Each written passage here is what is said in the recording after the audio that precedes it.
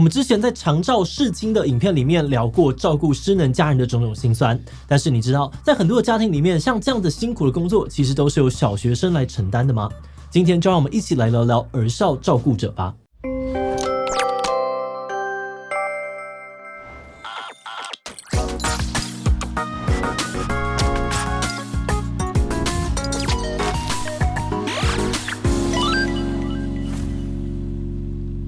Hello， 大家好，我是志奇。你有听过儿少照顾者 Young Cares 吗？所谓的儿少照顾者是指那些在家里面需要担任主要照顾者的未成年儿童。除了帮忙家里煮饭、洗衣、照顾年幼弟妹，他们还经常必须要照顾家中生病的长辈，像是患有失智症的祖父母，或是患有精神疾病的父母。因为照护工作的难度很高费时又费力，许多儿少照顾者长期承受了巨大的压力，有些人甚至被迫中断学业，影响到了后续的人生发展。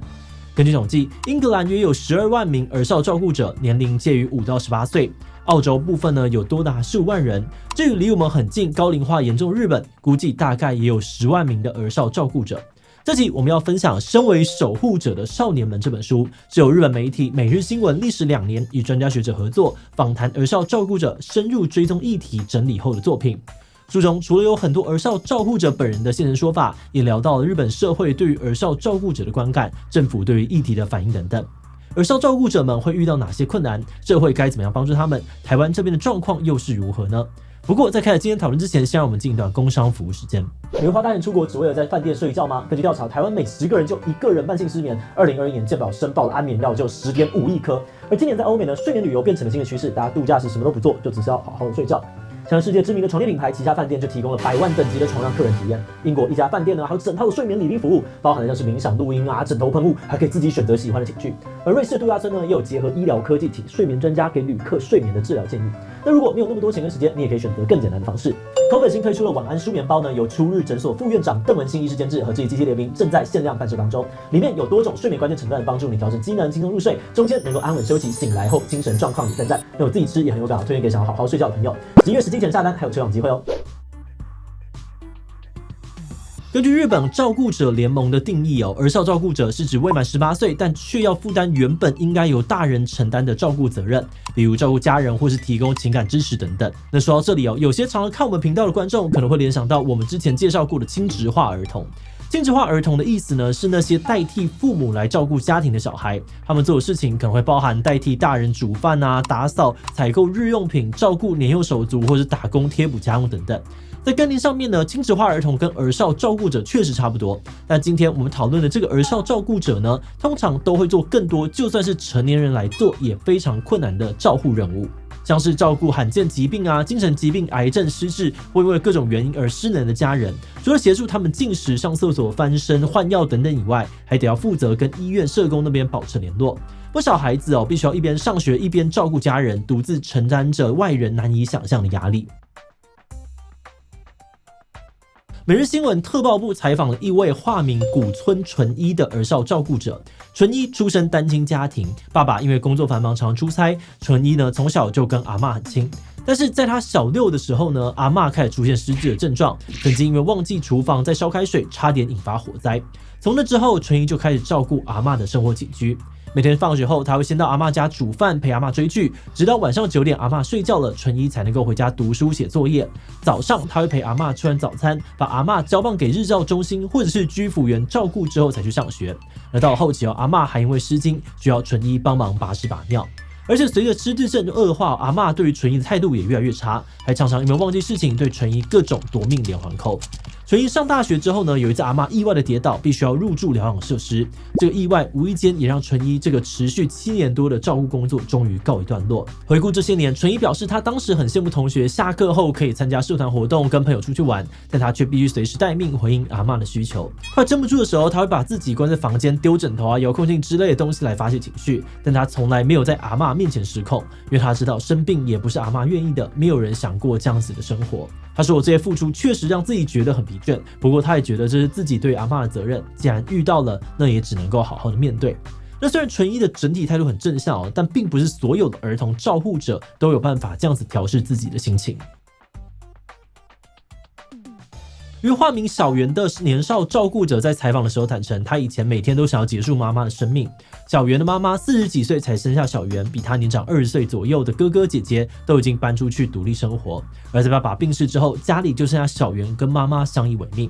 小圆回忆自己小的时候跟妈妈感情很好，但他在国一的时候，妈妈开始出现反常的行为，动不动就对他施暴。有一次呢，小圆只是把用过的免洗餐具丢掉，就莫名被妈妈打了巴掌。还有一次，妈妈对小圆一阵暴打，但之后突然又像变了一个人一样，关心女儿你怎么在哭。原来小圆的妈妈罹患了早发型的额颞叶失智症。症状呢有包含了情绪异常啊、语言功能障碍，还有执行功能缺损等等。而随着妈妈越来越无法自理，小圆也一肩担起了照顾妈妈的责任。但是他在顾妈妈同时，又要承受妈妈失控的情绪跟肢体暴力，母女关系变得很紧绷。小圆呢脑中呢也开始出现想要跟妈妈同归于尽的想法。一直到小圆上高中之后，终于有老师注意到他的状况，友善的伸出援手。在跟志愿中心协调之后，妈妈被安排住院疗养，小圆煎熬的日子才终于结束。如今已经长大的小圆呢，在受访时也强调，当初要不是有老师介入，他说不定呢哪天理智线会断掉，真的会亲手送妈妈一程。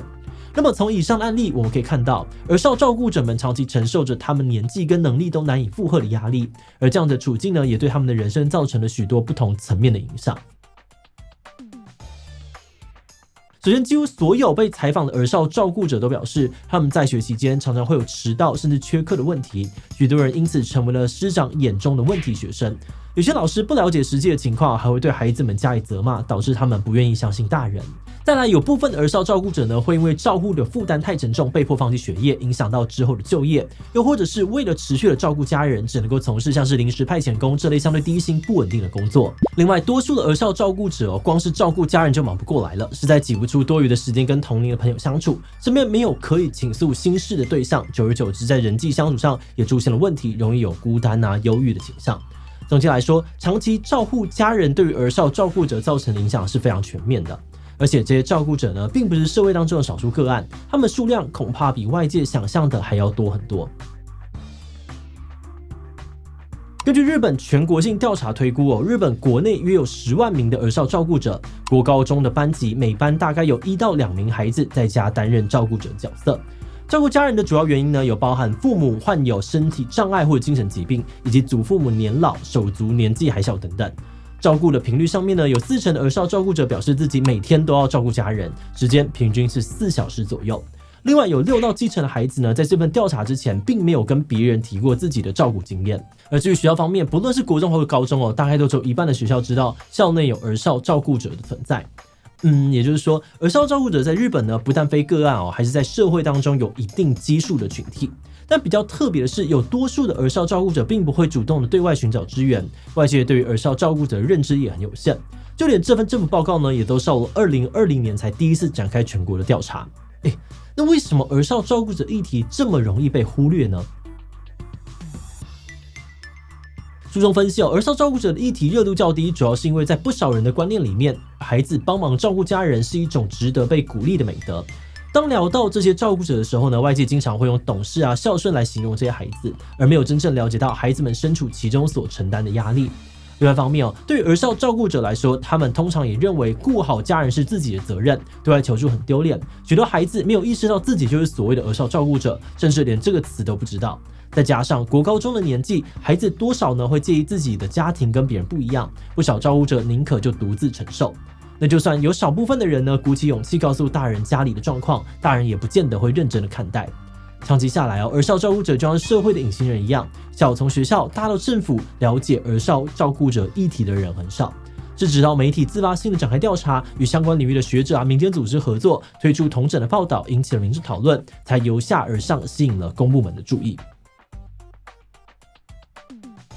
在进入观念以前呢，我们先特别的感谢这一期的所有会员因为有了大家的支持跟赞助，我们才能够持续运作这个频道，制作了像是精致化儿童长照事情的相关影片，真的是非常的谢谢大家。那如果你愿意支持我们走得更远，欢迎点击频道主页加入按钮成为我的会员，或者也可以用超级感谢小额支持我们。好的，那话说回来在看这本书的时候，我们对于很多孩子的遭遇都觉得非常的心疼，同时也觉得他们真的很了不起。而我们另外印象深刻的是，这本书有提到有很多的儿童照顾者其实并不希望外界觉得他们很可怜是弱势，因为有不少人觉得自己在这个过程当中也获得了一些成就感，对于能够完成这样子困难任务的自己觉得很骄傲。这番话呢，也让我们反思自己有时候觉得心疼，忍不住想要帮助他们的心情，会不会反而让他们觉得自己的遭遇很不堪，所以就更不愿意让外人知道，默默承受这样子的痛苦。那对于这样的状况，我们自己也觉得很两难哦。那后来我们觉得，如果要避免这样的状况，可能至少要从2个方面来着手。第一个是在提出支援政策的时候呢，也必须要先厘清需求，才能够对症下药。例如书中有提到，根据调查，日本儿少照顾者们最希望获得的协助，有包含了学习支援，还有就业咨询等等。那日本的厚生劳动省跟文部科学省2大部门就合作成立了工作小组，把目标放在协助儿少照顾者的课业以及职涯发展，相较于直接给他钱或是帮他照顾家人，这种侧面协助的资源或许相对的友善。不过要达成这样子的结果，我们觉得更首要的前提，可能是要让所有人都先认识到，社会上面就是有儿少照顾者这样子的族群。因为这样的认知呢，或许能够让更多人注意到身边可能有孩子正在承担过度的压力，然后大家也有机会进一步的去了解这些孩子们认为自己最重要的需求是什么。而在研究的过程呢，我们也一直很好奇台湾状况，但比较可惜的是，根据我们查到的资料，目前台湾儿少照顾者的数量并没有官方的统计数字。现阶段的进度主要还是透过立委跟非营利组织持续的监督政府，呼吁大众关注这个议题。所以我们希望透过这支影片，让更多人对儿少照顾者有多一点的认识。如果荧幕前的你正好就是儿少照顾者，我们也很想要透过这个机会跟你说辛苦了，你很棒。最后，我们今天介绍这本《身为守护者的少年们》是日本每日新闻会审他们系列报道的作品，所以除了大量的儿少照顾者的访谈、领域专家的意见之外，也有蛮多篇幅是在分享编辑部制作相关新闻时的经过，像是他们为什么会选这个题目，过程当中遇到哪些困难，如何克服等等。整体读起来感觉就像是透过文字跟着编辑们一起从各个角度了解这样议题，非常的让人感动。所以如果你也对这个主题有兴趣，我们非常推荐你可以亲自把这本书找来看看，支持好书跟出版社哦。那么今天的最后，我们也想来问大家，你身边有认识担任过儿少照顾者的朋友吗？有，就是我本人。B 有，觉得他们真的很辛苦。D 不确定朋友之间也不会聊太多家庭状况。D 没有，今天第一次听说有儿少照顾者的存在，以及他留言分享你的想法吧。最后，如果你喜欢今天的影片，欢迎分享出去，让更多人知道儿少照顾者。此外呢，可以以这个地方看禁止化儿童以及长照视亲的相关讨论。那么今天的477就到这边告一段落，我们就明晚再见喽。